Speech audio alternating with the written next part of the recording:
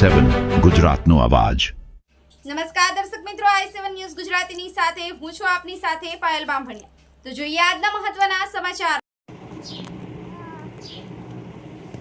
બોરસદ નગરપાલિકા ward number 5માં bogus મતદાનના આક્ષેપ, ફરી મતદાનની માંગ।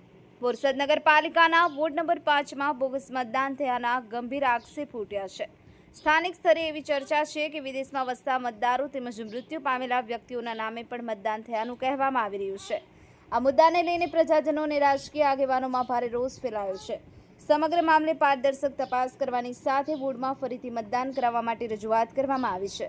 આક્ષેપોની સત્યતા અંગે તપાસ બાદ જ વાસ્તવિક સ્થિતિ સ્પષ્ટ થશે, પરંતુ હાલ આ મુદ્દો વિસ્તારમાં ચર્ચાનો વિષય બન્યો છે। Bureau chief Narendra Sharma, i7 news Gujarati, Anand. મારું નામ વિમલ કુમાર રમેશચંદ્ર શાહ છે। હું બોરસદ નગરપાલિકા સામાન્ય ચૂંટણી 2026માં વોર્ડ નંબર 5માંથી મારી ઉમેદવારી ભાજપના મેન્ડેટ ઉપર અનુક્રમ નંબર 7થી મારી ઉમેદવારી મેં નોંધાવેલ હતી।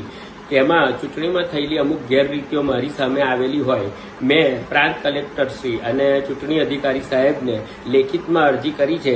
મારી જોડે જે અરજી મેં એમને આપી છે એમાં 35 ઈસમોનું મારી જોડે લિસ્ટ છે જે અત્યારે ઇન્ડિયામાં જ ને ઇન્ડિયાની બહાર રહે છે અને એ લોકોના વોટ નોંધાયા છે અને એમાં જે અનુક્રમ નંબર 20થી જે બેન નોંધાયેલા છે એ તો ઓલરેડી મરણ પામેલા હોવાનું મારી જાણમાં આવતા મેં અધિકારી સમક્ષ આની યોગ્ય રજૂઆત કરી અને એની યોગ્ય તપાસ કરીને આમાં શું હકીકત છે એની તપાસ કરી અને આ ચૂંટણીના પરિણામ ઉપર રોક લગાવીને નવેસરથી ચૂંટણીની પ્રક્રિયા વધુ પારદર્શક રીતે બને તેના માટે મેં અરજી કરેલ છે, પણ એમના તરફથી મને કોઈ જવાબ મળેલ નથી। હું આશા રાખું છું કે મારી આ અરજીને ધ્યાન પર લઈ અને આ ચૂંટણીના પરિણામો ઉપર રોક લગાવી અને ફ્રી એન્ડ ફેર ઇલેક્શન કરાવી અને મને ન્યાય મળશે એ આશા સાથે મેં એમને અરજી આપેલ છે।